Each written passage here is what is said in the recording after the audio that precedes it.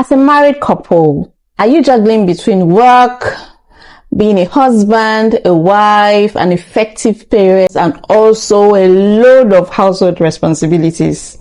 And then romance takes a backseat. Don't shy away. Keep watching. Are you the one I'm talking about? Yeah, just keep watching. Don't shy away, because on this video we'll be exploring tips on how to help you rekindle that spark without neglecting your marital and family duties.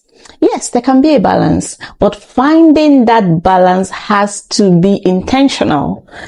When I and my friends, chat, myself and my married friends, we chat and, we get on this topic of romance, and creating time for bonding, we usually sweep it under the carpet. We easily just dispose it and get talking about other things, and we hide under the guise of being busy. I'm telling you, all the couples on planet Earth, they are busy. We first have to acknowledge why romance tends to fade when family life takes over, when responsibilities come up, when life happens. The truth is, maintaining marriage or maintaining romance in marriage is crucial for a healthy and happy marriage. It doesn't have to be complicated. I put it like a marriage without romance is a menace. I am on this boat too. I've been married for some years now with active kids, juggling with, a lot of responsibilities as regards my passion, religious activities. I have siblings. I'm also a daughter to my parents. So I'm not coming to teach that, it's all rosy. I'm just coming to share what I've tried. Some worked, some didn't work. But I'm hoping that by later on in this video, you would also share one or two things which may have worked, some things you've tried and didn't work, or just maybe you'll be inspired to try any of these tips. So let's get on it. Schedule time for each other. I know it sounds like it's not romantic for you to schedule time for each other, but scheduling time for each other, it helps. It's one of the best ways to keep that spark alive. It says, this is important. When you have an important engagement, when you have an interview, when you have an important meeting, you put it on the calendar. This is crucial to your marriage. Whether it's your bi-weekly date night, whether you have to check in on your spouse after the kids go to bed, make time for each other. Make it a priority. Put it on the calendar like any other important events. Have it bedtime or have a dedicated time that your kids go to bed if you've got kids. If you need to know, or if you want to know how I've achieved a steady bedtime for my kids for the last 2 years, just put it on the comments and I'll be glad to share the tips. The second tip, be spontaneous when you can. Be spontaneous when you can. Why planning is important? Spontaneity adds excitement, it adds fervor, it adds flavor. So just do something exciting. Get on a favorite, get a favorite snack for your spouse, put that note in their bag. Find a way in keeping that connection alive. This spontaneous affection or even compliments can reignite that passion that you felt at the start of your relationship. Send naughty text. This is your spouse. Anything is ready. Anything is permissible. Plan a small meal, make an unplanned, getaway trip, and the deal is just being spontaneous. You don't have to do the usual every time. You don't have to wait for your spouse to spring up a surprise. Do it. And I was listening to a podcast sometime during the week, and it says that why some resolutions or plans for the year, get to fade on time, or we get tired with it, is because we try to do them.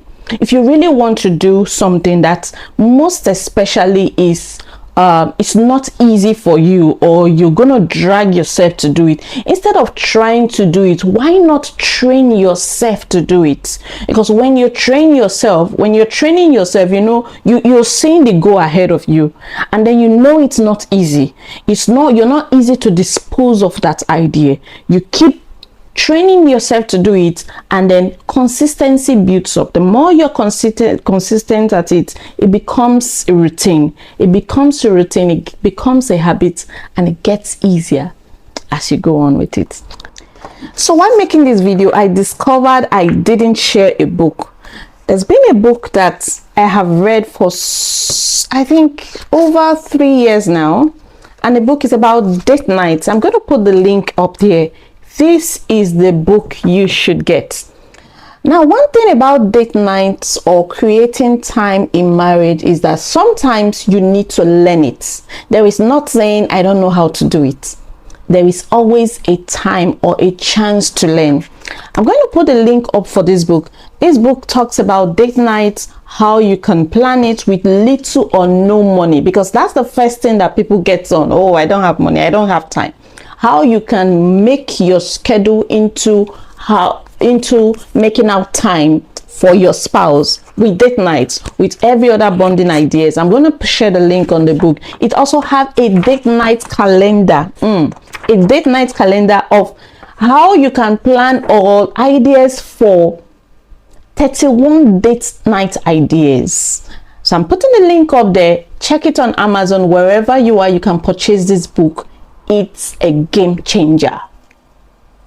Now, next tip: prioritize intimacy. Physical intimacy is a vital part of romance, but when we often neglect it, especially when life gets hectic, it gets more difficult. Make this effort to connect physically with your spouse, even if it's just holding hands or hugging more often. Don't wait for the perfect moment. Create those moments. Before I got married, or before we got married, I told my husband that, at any time you come into the house, we'll always give ourselves a kiss, we'll always hug. And those were most of the things that we're looking forward to in our marriage. But years later, and then when we got married, immediately we got married, we started doing all those things. But all of a sudden, we just stopped unconsciously. And years down the line, I had to ask my husband. I remember asking him, I said, how come we don't always do this again? It turns out that it's either I was waiting for him if he was the first one that got into the house, or he was the person that met me. I'm waiting. One person is always waiting for the other person to initiate it. And I told him, I said, do you know what? Everybody's going to take it their duty because it matters to us. If it doesn't matter to you, well, it's fine. But that particular gesture of a hug and a kiss when we're getting back from work was important to us. So we had to make it intentional. I said, okay, going forward, whether you're the one I'm meeting home or whether you're the one meeting home, we have to make kissing and hugging, especially when you come home, a priority. And then we started. There was no rule of, who gets home first or who gets, I know it's different for some people. I'm going to wait for you in the comment. I know some people will say, oh, you're just coming from work, you're dirty. Well, that's you. For me, that one is important. We have different things that works for us. I'm just trying to say it has to be a priority. We have to initiate it. Don't wait for the other person to initiate it. If you like it, go for it. Don't ask for it. Be it. Do it. Take that step. Come on. So next tip is share responsibilities. I've discovered that one of the biggest romance killers is feeling overwhelmed by household or parenting duties when one of the spouse is more overwhelmed or more involved than the other spouse. So share the load. When both partners feel supported, there's more energy and there is room for romance. It's hard to feel romantic when you're exhausted, when you're overwhelmed. So by helping each other, it can make all the difference. Share the household chores. Yes, spell them out. If you know that your spouse does not take that initiative to help, spell it out. I need help. There is nobody that gets an award for doing it all and say, oh, couple of the year, or oh, you're the husband of the year, wife of the year, you did all. There is no award. Ask for help nicely. Don't play the hero.